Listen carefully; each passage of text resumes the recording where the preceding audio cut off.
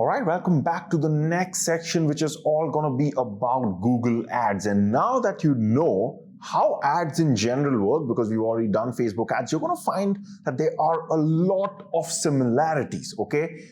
It's pretty much going to remain the same. Of course, the interface is going to change once I show you how it looks, okay? Google interface is just slightly more intimidating, okay? But you really don't have to worry, because once we do get into the ads part and the creation part, you actually might just realize that the creation part is actually faster, even faster than Facebook, because Google has made almost every setting automated. Okay, so the example that I'd like to give you is, so let me just click on this. By the way, so you'll have to go to Google, just type for the first time, just type ads Google, and this is the URL, ads.google.com, okay? And I've already shown you in the last video, you can add it like I've added it here, but that's gonna come later once we create our campaigns, okay? But you will have to create an account, and I'll just be talking about that slightly later on. But let me just show you how it looks from the inside by signing in, okay? Okay, so this is how it looks. You can see the interface is slightly kind of more complex. A lot of things on the left, there's that, and so many of these charts and tables. Now here's the thing, and the example, whenever I teach Google Ads to anyone, is of a pilot, okay? So I remember when I was a kid, okay, like my parents, they took permission and they took me to the cockpit, okay, of a plane while it was in flight, and they like asked the pilot and the crew there that, yeah, you know, I was allowed to go there. And I just remember asking the pilot, because he was just relaxing, okay, he was really relaxing, and I just asked him, when I looked at the cockpit, I'm like, there are so many buttons here, like how do you know what to do? You seem so relaxed. And you know, he said, you know, Kush, the truth is that almost 99% of these buttons, even I don't actually use unless and until there's like a real emergency. Like most of the work is being done by autopilot, okay? So it's Google Ads is something similar to that. Now think of this like that elaborate and complex looking cockpit, but actually you're going to find out most of the things, you know, you're not really going to use, okay? And the very few things that you are going to use, I'm going to be showing you that. But before I actually go inside the dashboard, create the ad, I first want to talk a bit about something called as keywords, because that is how Google, that is the basis of Google Ads. You can't do anything without keywords. We already talked about it a bit before, but let's talk about it again, okay? So if I go to Google and let's say I type something like bike service center near me. Okay, so let's say I'm looking for a bike servicing, and immediately you see that the moment I type in this, we see a sponsored result, right? We saw this before also. So this is by a company called GarageWorks, and you can see here that they're running this ad, right, for this particular keyword. And I can click here, and that's going to probably take me to their website. And of course, they're hoping that I will select my brand of my vehicle and book this. And you can see that actually shows up even ahead of the Google My Business profiles that you can create for free, okay? So this is pretty important, that you can actually rank right on top, okay? And then comes your SEO results. I talked about SEO in the last video, right? These are the organic free results. You're actually kind of cheating your way, not cheating your way, you're paying your way to the top, okay? So one important thing obviously is that when these ads are triggered, they're triggered by the keyword. So we as advertisers need to find out what these keywords are. For example, here, this company, the GarageWorks, they need to know, okay, when they're creating the ad inside the Google Ads dashboard, they need to know, because at some point, as you're going to find out, Google is going to ask them in the ad creation process, okay, what are your customers typing in? Throw that in the ad so that we know when to trigger your ad. So GarageWorks has a very important job to do before they create the ad, which is to find out what are the keywords for which they want to trigger the ads, because without this, your ad simply is not going to run. You can't even create the ad without the keyword. So now the next question comes.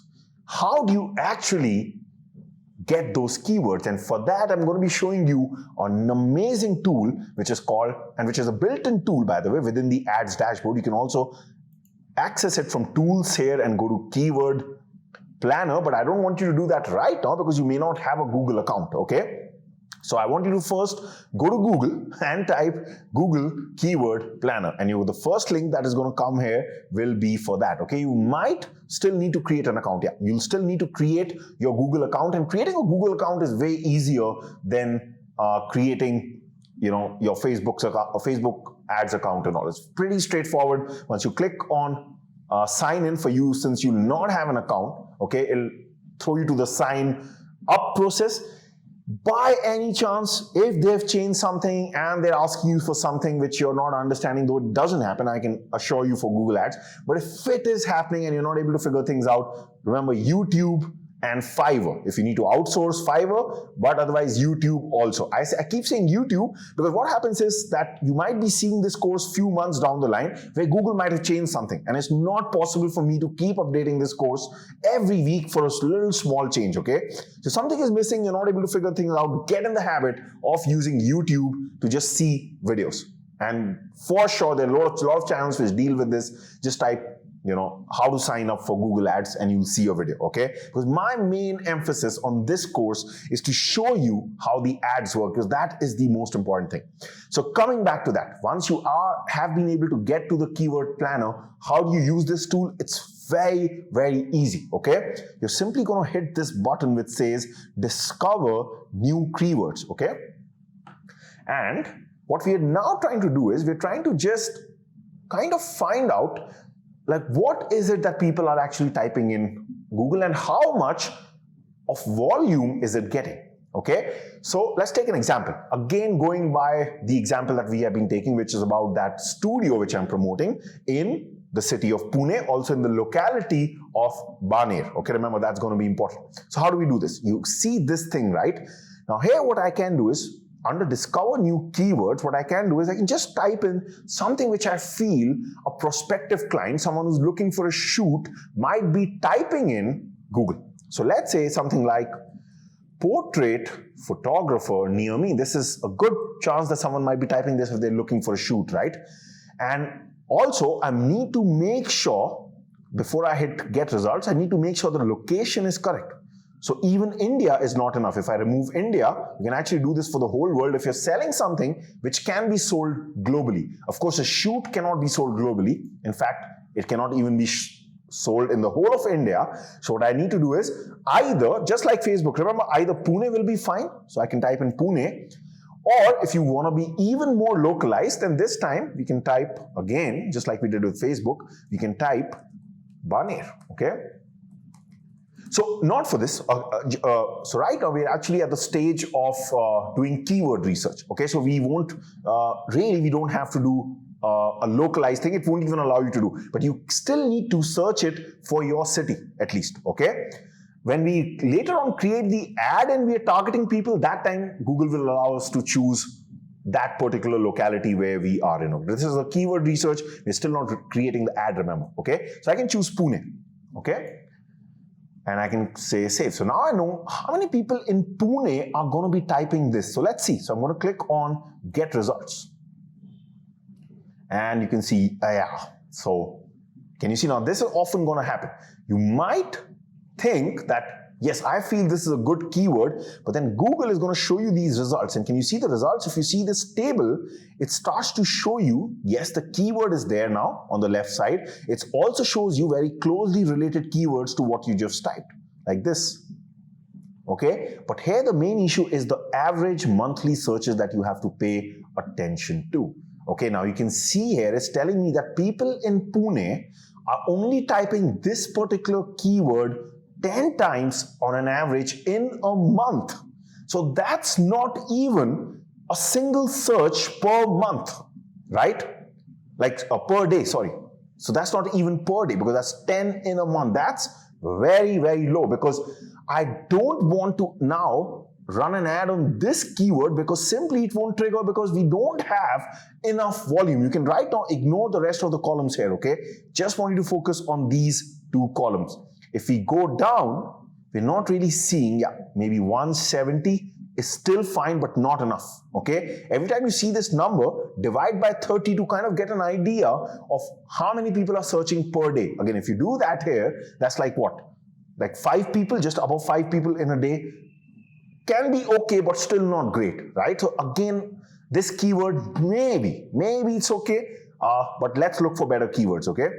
One thing that you can straight away do here is sort this like this. So if you just click on it, it's actually going to sort it like this. Just once more.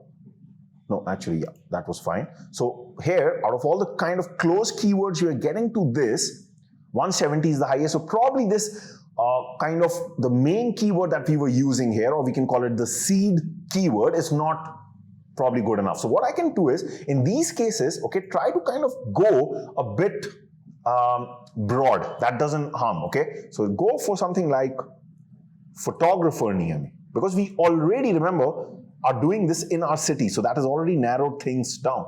So photographer near me. And now if you're going to find out, it's probably going to be better. Can you see here? Photo studio near me. This is so amazing. Just see the difference a keyword can make. Photo studio near me or portrait photographer near me. Portrait photographer near me was in my head. That wasn't the real case in the real market. In the real market, people are typing in photo studio near me, and 18,000 people in Pune, only in Pune, are typing in this. Now just imagine this. Even if I was to use this one keyword to create an ad, I have so much scope to show this ad to get results from it, because 18,000 people, as quickly, I'm not too good in maths, okay? So let me just, I was trying, to be honest with you, trying to calculate this, things didn't really work out. So I'm just actually going to, as shameful as it sounds, I'm going to do it here. So that's going to be, sorry, that's messing things up here. Maths is not my thing, okay? So I'm going to do it 30. Almost 600 people on an average daily are typing in this. Isn't this a fantastic keyword? So at this point of time, what I usually do is, whenever I discover a golden keyword like this, I simply open up my notepad or anything that you want and simply just copy this. You don't really need too many keywords to create an ad, okay? But whenever you see, like, even if you get 2 to 3, even most of the times I just use one keyword if I found like this. But I'm just showing you more cases so that we understand things a bit more. Photographer near me, this is also fine, but not as good as this one. Can you try to guess why, apart from the volume? There's another reason why this is not as good as this. So of course, one is volume, but what can be another reason? I want you to think. If you want, pause this video. So the answer is, this is not that good, though not too bad also, because if someone is typing this, maybe it can also happen that they're looking for a food photographer, right? Maybe they're looking for a product photographer. Maybe they're looking for a real estate photographer. There are so many different genres of photography that this is not a specific keyword, okay? So it's okay, I can still add it, because there are also going to be people who are typing this who are looking for a shoot, okay? But it's not going to be as good as the first one, okay? But no problem, it's still fine. Then stuff like this kind of gets even more specific, okay? And one thing I want to point out about specific keywords, like very specific keywords, like if someone is typing in maternity photo shoot near me, in this case, even though it's getting a slightly less volume, okay? Like 210 is kind of less, okay? Kind of 6-7 searches per day. It's still okay to include this. And the reason for that is the specificity. Because if someone is typing in such a specific things, this in the digital marketing language is called as a long tail keyword. A long tail keyword has many words in it, but it's also more specific, because this kind of proves that the person who's typing this is very, very sure of what they want. And when someone is very sure of what they want, what happens? There's a likelihood that they will convert also more. So even though these kind of keywords, they might have lesser volume, okay, it's still okay to include them in our ad, okay? I'll kind of give it a gap so that I know that, okay, if I have to create an ad for this, this is going to be a separate ad. Okay, because it'll probably not be a good idea to club this in these general keywords. I'll probably create a separate ad for this. So what I do is, I usually just leave a gap in my text notebook that you're seeing here, so that it kind of conveys to me that, yeah, if I have to do something, this is going to be a separate ad only for maternity photo shoot. I don't want to combine this with this, okay? If you do maternity photo shoots, probably you can include it. Okay, I don't, but if I was to tomorrow start something, I just like to keep it separate. Like in Google Ads, you can even create separate ads which are going to use separate keywords. So what I like to do is, for one ad, I like to use keywords which are similar to each other, because this kind of is different, right? Even though it's a photo shoot, but it's maternity photo shoot. So I'll probably create a separate ad for this, okay? But let's look for general clients, okay, who are looking for it. If I was doing this, I can actually include it, but fine, let's keep it separate, okay? Don't get too confused by this. It's actually a very easy process, okay? This might have confused you a bit, don't worry. We're just looking for keywords. That's why even if you were to include this here and create an ad together for all the keywords, it's fine, okay? Sometimes it's tough to teach Google Ads, okay? Because things are not very linear. Like I say something and it can just like not happen in the real world. All these things happen. So in my defense, like, yeah, these things are going to happen a bit. But main thing is keep your focus here. So now probably something like this. So now what I do is, now if I've got like 2-3 keywords which are good, I don't mind start to add some other ones, even though they might have lower volumes, like professional photographer near me. Not such a great keyword because volume is less, and also it's not very specific which are they looking for, a portrait photographer or not. Then, you know, so at this point, another thing that you can do is go through this, again sort it so that you start to see the top ones. Okay, so that's about, yeah, that's probably as close as we're going to get. Then you can kind of ignore, because they start to get really less, like 40, 50 doesn't matter, okay? But now what I can do is, since I've found a good keyword in this, I can actually replace it by the seed keyword. Just put it here, okay? And then see what derivatives are we getting from this. So photo studio nearby. Now, isn't this better? 390. So we can probably get this and put it here. Okay, I'll include this maternity one also. Let's assume that I'm doing this, okay? So that you don't get confused. That's the only thing. Photography studio near me. Have we included this? Yeah. So we had photo studio. And the best part is, okay, now suppose you see something like photo studio near me, and you see something like photography studio near me. Even if you don't include this here, it's completely fine, because last 2-3 years, what has happened is Google does something which is very good for the advertiser, which is if you've written something like this, this is even enough to trigger this also. So it triggers for similar keywords which are going to be here, similar to this. So you don't have to like add each and every keyword out there, which used to be the case, by the way. That's why Google Ads used to be very tough, like before 2018 and 17. After that, Google just kind of made this change where it said you can even put one keyword, and we're actually going to find out similar keywords to that. So even if you were to just take the first keyword here, we'll still be able to run a successful ad. But I'm just showing you this process, that it's okay to have like 6-7 keywords. You also kind of see the process of gathering good keywords, okay? Urgent photo studio near me. Yeah, probably I can do this. Just one problem with this keyword is, there, like for example in India, photo studio can also mean one of those photo studios which are like those shops where people go for passport photos, okay? That is a risk we'll just have to take. So I'll probably miss this one. But just try one more, because another thing that people like to search is portfolio shoot, okay? So you can say portfolio shoot, but yeah, it kind of gets very, very less results. Probably say photo shoot, let's just see that. Baby photo shoot. So you can see, right, we've got some really fantastic keywords. If you were into infant photography, of 3,600 people, and you can literally run that ad just by one keyword like this. Couple photo shoots, pre-wedding photo shoot. So according to your genre, you choose what you want to do. Pregnancy photo shoot, you can see, right? But I would suggest don't have more than 3 to 4 to 5 keywords, max 10, okay? Don't think that you're missing out, because like I said, Google is going to show your ads to similar keywords. It's not going to be a problem, okay? Also, one very important thing that you need to do, and this will come when we actually create the ad, and this is a part of keyword research, is negative keywords, okay? So negative keywords, what they mean is, we don't have to do anything here. We'll do that when we create the ad, but what they mean is that, do you want to exclude your ads with certain keywords? Let me give you an example for that. What if someone is typing photo shoot near me, okay? But they're typing free photo shoot near me, or free photographer near me. Like people do that, right? They may be looking for a free shoot, but you don't want to show your ad because you're doing a paid shoot. That'll be a waste of money for you, right? These are called as negative keywords. So when we create the ad, I'm going to be showing you that what you can do at the ad creation stage in the negative keywords column is, you can just put this word which says free.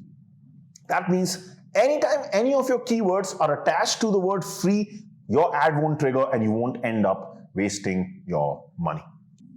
So this, in a very general way, is how you do keyword research. Pay attention to the volume, pay attention to the intention. Okay, also, if the intention is very good, you can sacrifice the volume a bit, no problem, but at least for sure have 1 or 2 keywords which are getting these average monthly searches at a high number. And high number, there's no objectivity to it, but I would say at the very least it should have 1,000 searches. Okay, at the very least, like something like this is brilliant. Okay, something like what we got for here, 18,000, is fabulous. Okay, but that's not often going to happen. So I say at least 1,000, or if you really have to go to the minimum most, then 500 at least. Okay.